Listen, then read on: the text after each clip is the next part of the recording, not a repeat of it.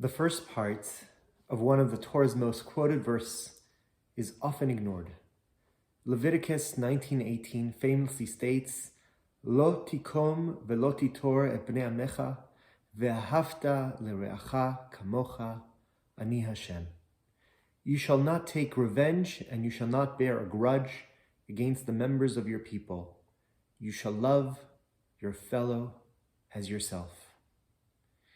In the Mishnah Torah, the Rambam distinguishes between the two prohibitions, not to take revenge and not to bear a grudge, through concrete examples based on a midrash in the Sifra.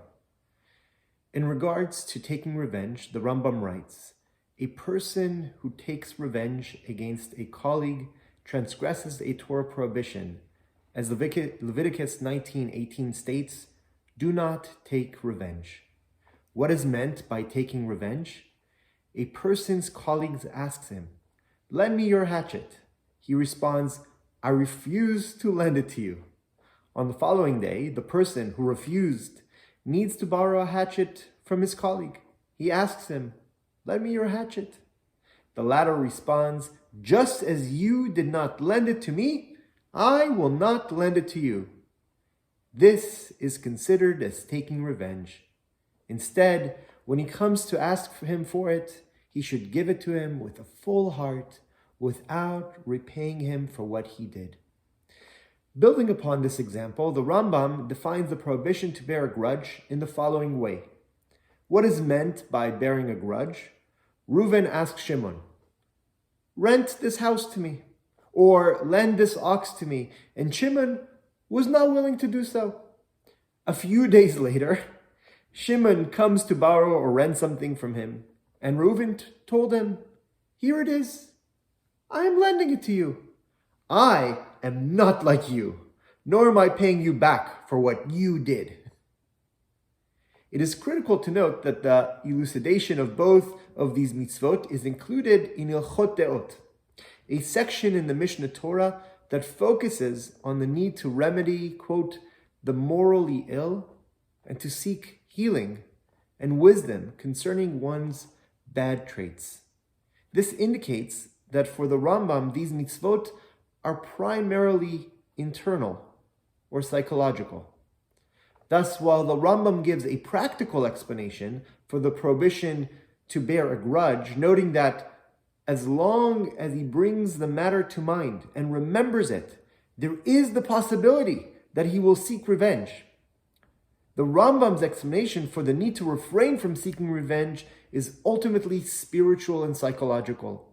Accordingly, the Rambam explains that the need for revenge must be quelled by cultivating an understanding that regards all these things as vanity and emptiness. After more than a year of experiencing a global pandemic, the Rambam's insight is one we should take to heart. This year forced us to understand that many things in life, which perhaps we once deemed as essential, turn out to be secondary matters of vanity and emptiness. Seen through this lens, the pandemic might have helped us loosen our hearts and released us from any grudges. Hopefully, such a release might have led us towards a measure of reconciliation in challenging relationships and family or social dynamics. The Rambam's important insight does not address head-on the concluding and more famous part of this verse. The Jerusalem Talmud, in Nedarim 9:4, however, offers a remarkable allegory.